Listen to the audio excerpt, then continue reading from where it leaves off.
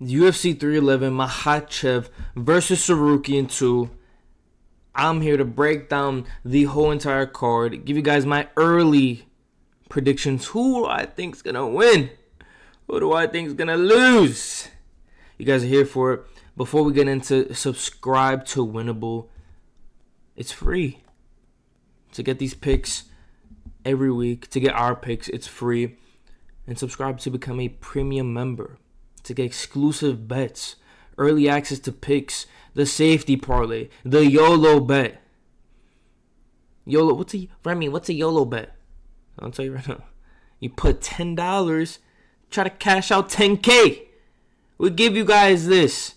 Put 15, 20 bucks, try to get yourself 15, 10K. High risk, high reward. The safety parlay. I haven't missed on the safety parlay besides the Chinese card. And literally, I don't even know if Feng Xiao, whatever her name is, Feng Xiaoqian, Ming Xin literally knocked her out. I don't even know if she's still alive. But with that being said, safety parlay hits. The premium bets we killed on UFC 311. All of our bets hit except one.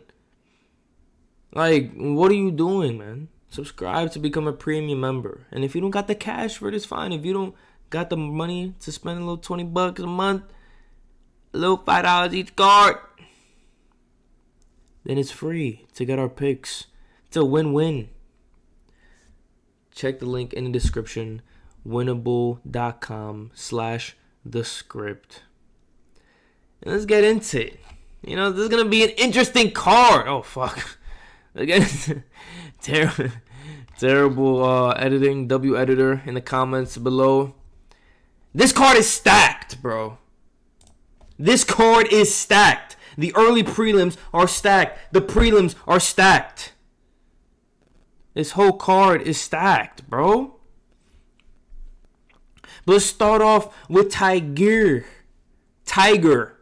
Yellenbekov versus Clay Carpenter. Tiger, if you don't know him, is on Team Khabib. He's on Team Khabib. He's a vet. Versus Clayton Carpenter, who's undefeated. Yeah, he's fucking shredded. Yeah. But is he on Team Khabib? No. I'm going with Tiger. No, nah. Let's relax. Clay Carpenter, all jokes aside, just hasn't faced the comp that Tiger has faced. Carpenter just, although he's undefeated, he just hasn't versed the people that Tiger has versed. As simple as that. I really don't know what other way to put it. He's good. If he beats Tiger, it's like, oh, who is this guy? But I feel like this is set up to really see if he got it. I can't fade Team Khabib. And he only has one loss in the UFC. So I will go and favor Tiger. Moving on up the card. Soash versus Ricky Turos. And Soash just coming off that amazing win. Nah, I'm just kidding. He actually got knocked out cold. I believe it was like a flying knee. 30 seconds left in round 3. Ran a bow. Knocked him out. Soash. Bro. I mean, listen.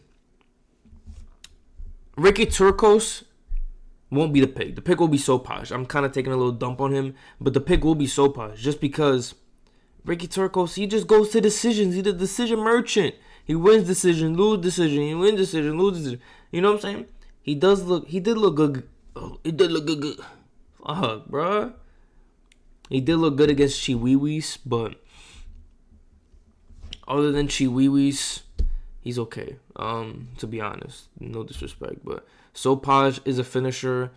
His first loss in the UFC is one of them knockouts. You know what I'm saying? Your chin is cracked forever. You know what I mean? You lose like that, your chin is cracked forever. But I do like Soash's finishing ability. He's a minus 298 for a reason. Just like Tiger, you know, they're supposed to win. So we'll see what's up. Ricky Turos did look good against Chihuahua still. But moving on up, we have Rinya Nakamura versus Moin Gafarov. And Nakamura is a wrestler. He's the wrestler in here. He's undefeated. In his last fight, he was a minus 1,500 underdog. And Gafarov is coming from Tajikistan, but he's been taken down. Nakamura did look good in his fight, and he actually beat a guy. I forgot, he's another Japanese guy on his record. He beat him, and this guy just submitted I don't want to say prospect, but he won off submission. But Gafarov, man, I think Nakamura could just get this one done with his wrestling. He has the control time to get it done. The judges like the wrestlers. I'll just give the edge to Nakamura. Now we're moving on up the card. Now we got Rosa versus Eileen Perez. Eileen Perez, if you don't know, she does have an OnlyFans. Don't be subscribing. Don't be a weirdo and subscribe, bro. If you subscribe to how about you subscribe to the channel that actually provides you some value instead of subscribing to Eileen Perez OnlyFans? Loser. Alright, now let me stop. But actually, don't subscribe to OnlyFans, bro. But she has an OnlyFans. Yeah. Now, this is my thing with it, right? I like Rosa. I'm very back and forth with this. Rosa has faced the better comp and lost to the better comp. She lost to Norma Dumas and Irene Aldana, the ranked contenders. And Eileen Perez is a little bit she's on a 4-5 win streak. And she has turned into a little bit of a wrestler. Rosa does have 70% takedown defense. And if the fight is on the feet, Rosa she's a dog. Her last fight, she destroyed her opponent. It was bad. The opponent all bloodied up. But Eileen Perez does have kind of that chain wrestling. I believe she attempted 16 takedowns before her win off a submission. She is coming off a submission win. I honestly want to give the edge to Eileen Perez just because that takedown, the continuous takedowns, the submission threat. Rosa hasn't been submitted, but she hasn't fought someone like Perez. So with that being said, I'll probably just go Perez. Bless me. Moving on. Then we have Grant Dawson versus Diego Ferreira. This is pretty much set up for Grant Dawson to pretty much win. Grant Dawson, you could say he is a boring fighter. It is what it is. But Diego Ferreira has that finishing ability. As you can see right here. He does have the finishing ability. His average fight time is 9 minutes 25 seconds. And I don't know, I just like Grant Dawson. You might call him boring, call him whatever you want. I like Grant Dawson, and the odds definitely show that. I mean, boring favorite, but he gets it done. And he's minus 345. And he just had that insane speech where he's talking about his wife's ass, how fat it is, and this is that. And give me Grant Dawson. And Diego Ferreira's 39 years old. And Dawson's mostly a finisher. He's only seen the distance 4 times. And, he only lost 1 time in the UFC, and that was to knockout by Bobby Green. So, he was on a fat win streak before then, though. And Ferreira's last 2 wins aren't really impressive. So, I like Dawson in this. Let's move on up the card. Then we got my guy, Zachary Reese. Only seen the decision win once. Everything else was in the first round. First round knockout. First round this, first round that. Getting it done in the first round. He likes to get in, get out. Versus Dumas. Dumas is I believe he was in the streets. Turned his life into MMA. But Dumas does struggle against taller fighters. All the people he's lost to are taller than him. And he usually wins against people that are shorter than him. Yeah, I just like Zachary's finishing ability. Only beat a guy once in the decision. And yeah, I watched that fight, and that guy has a chin. I forgot, he's Hispanic, I believe. I don't know I forgot the name of the guy he versed, but damn, that guy got a chin. I thought it was over with. I thought Zachary Reese about to get that guy out first round. I didn't bet it, but crazy fight. I like Reese though, and he is the favorite. I think he was a minus 180. Now he's like a minus 225, or minus 200. But yeah, I like Zachary Reese. Give me Zachary Reese. And then we have Jailton Almeida versus Sergey Spivac. what a lot of people are saying is, oh, Jason Almeida, easy win, but he's gonna. Yeah, I mean, he is good, but I feel like people are forgetting Spivac only lost to Gane and Tom Aspinall. And he also lost to Tyburo, but like that was way back. And he just beat Tyburo first round submission. So both of these guys are actually good grapplers at heavyweight. Spivac likes to be on his back. He's good off the ground. But listen, bro, I don't know. Jason Almeida, this is one of those fights that, just goes to who's going to shoot first. And my money is on Spivac. Just make sure we're recording. We're good. Now moving on up the card. Payne Talbot. Wait, did I say my pick? Sorry, Spivac. My pick will be Jason Almeida. I feel like he'll just be able to shoot first and get the sub or decision. Because a lot of people, even though he is a finisher, when you have two grapplers that kind of just cancel each other out, it's either someone wins the scrambles or gets a dominant position and holds it each round, or we're going to decision. But I do see Jason Almeida winning this. He is the favorite. He's like a minus 340 favorite.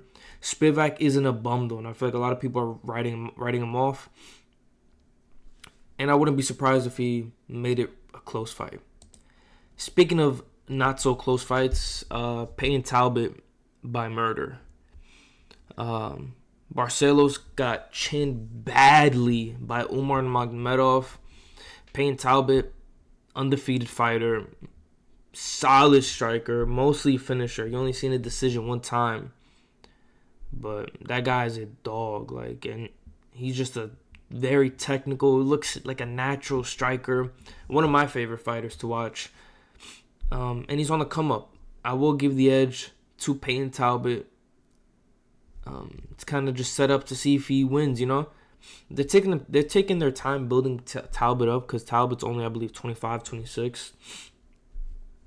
So yeah, I'm going with the undefeated prospect to get this one done. Then we have Johnny Walker versus Bogdan Gusov. Now, in my opinion, if Johnny Walker doesn't get chinned bad, then he might win.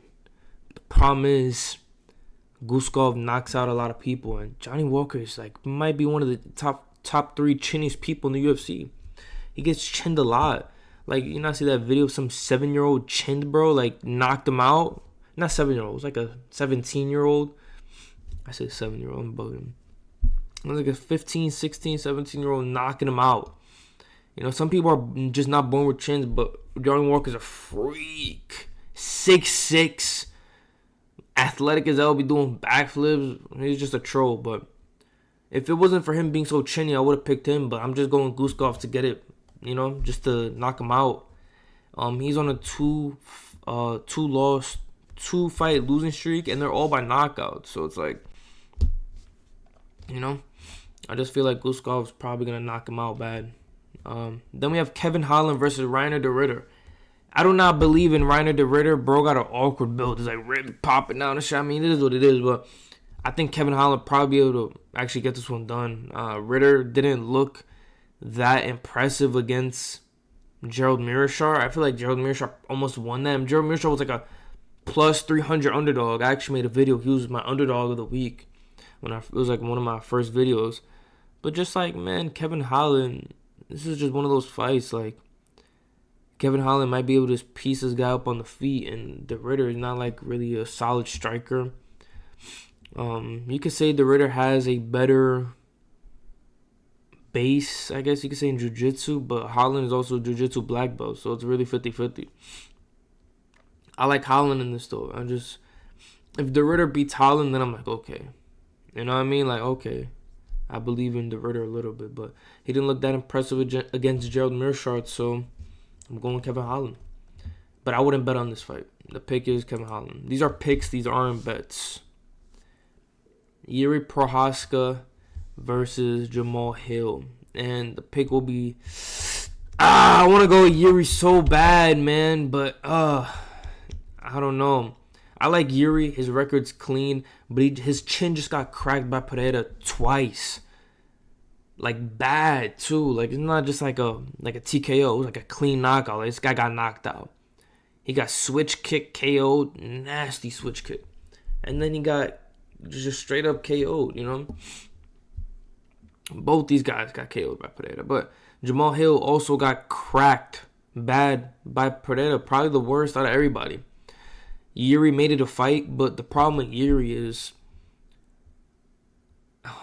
I just don't like the way he fights, man. He just leaves him. He's one of those guys that just gets hit, and then hits you back, you know? But I'm not saying Jamal Hill's going to crack him, but I just like the odds of Jamal Hill cracking him more than Yuri. Because Yuri kind of fights with his hands low, gets in your face, moves around, whatever. And then you hit him. He's not going to knock out. Then he hits you hard, hits you again. Then you're like, you know, he just TKOs you. That's what he did to Rakic. And Rakic was looking good in those first 2 rounds. But that's what Yuri does. Yuri just has that dog in him. Everybody, Glover Teixeira, whatever, however you say it. He was winning that whole fight, except when Yuri got the sub last minute. Yuri's a dog, though, which is why the pick will be Yuri. He just has that dog in him to get out the gutter and get the fight to victory. And Jamal Hill, although he's not a bum, he did get cracked really bad, bro, like really bad. But yeah, he's not a bum. He went from like the guy to now not. He's just a cringe king, you know. He's really cringy, you know. So I don't know. He does have, I don't know.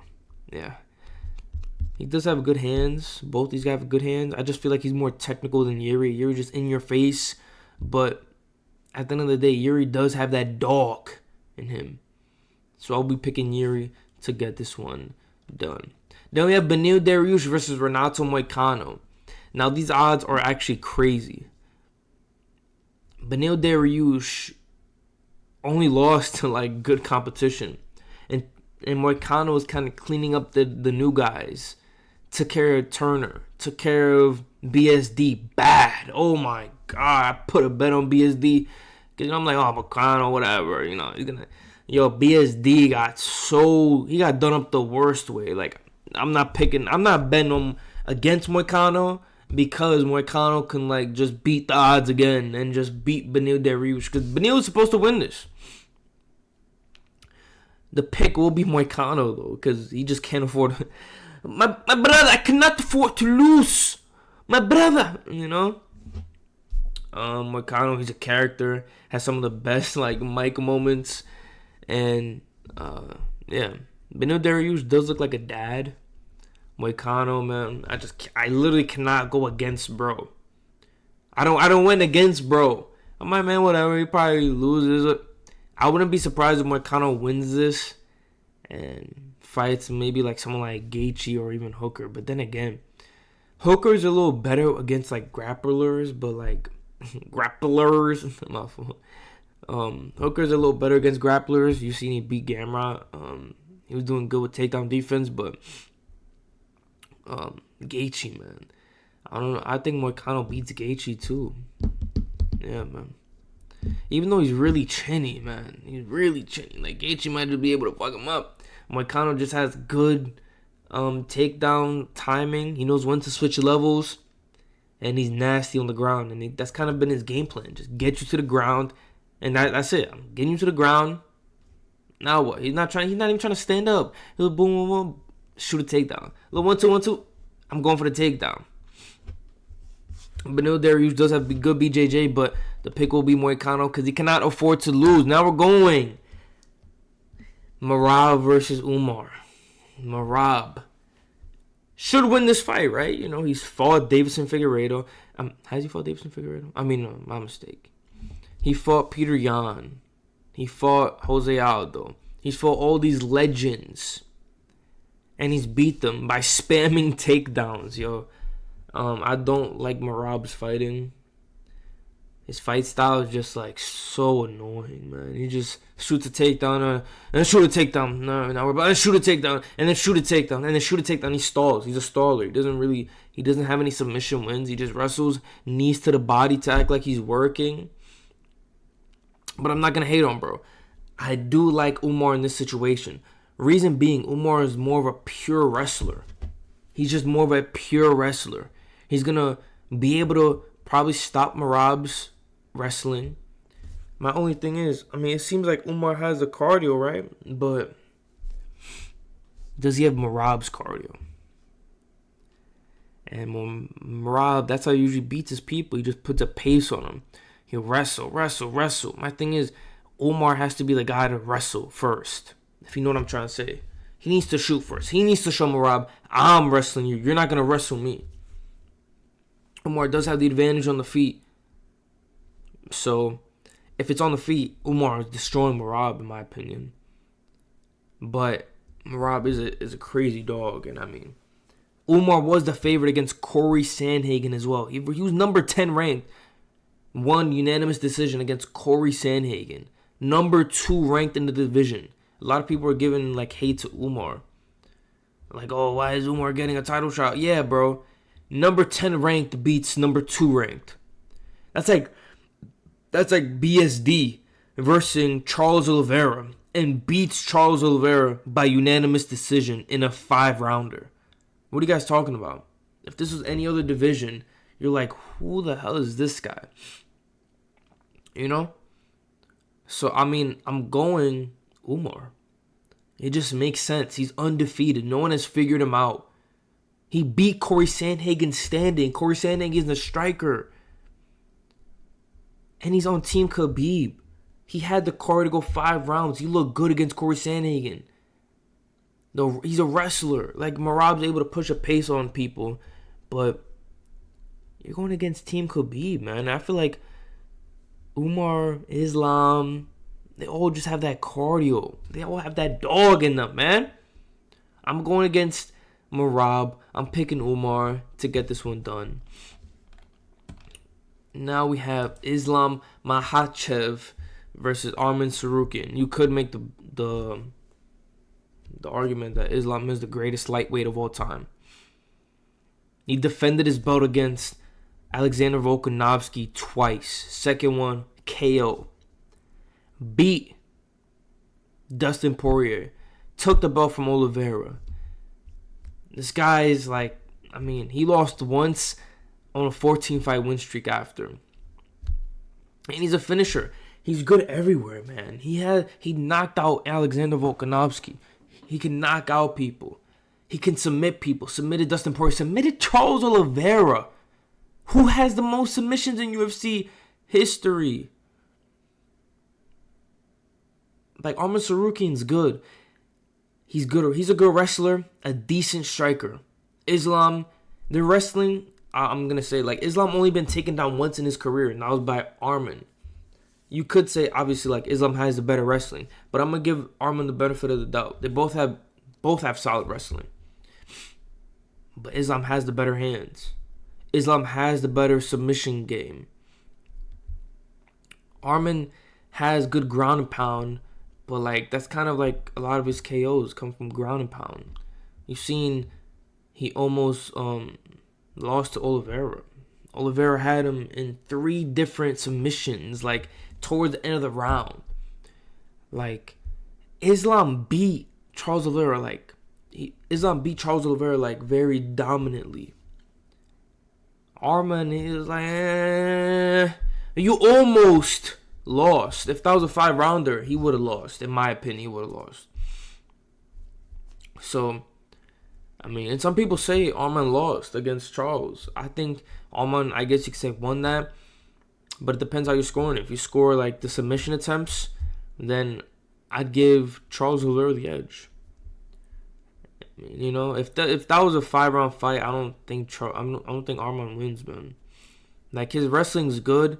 He has decent forward pressure, but like Islam has that good forward pressure, has the wrestling, has the hands, has the submission threat, and he has the cardio. He's been 5 rounds. He knows. Listen, man. I mean, I just can't go against Islam. You know, I do have Islam winning this, and the odds show that. I appreciate you guys for watching the video. Subscribe to Winnable. It's free.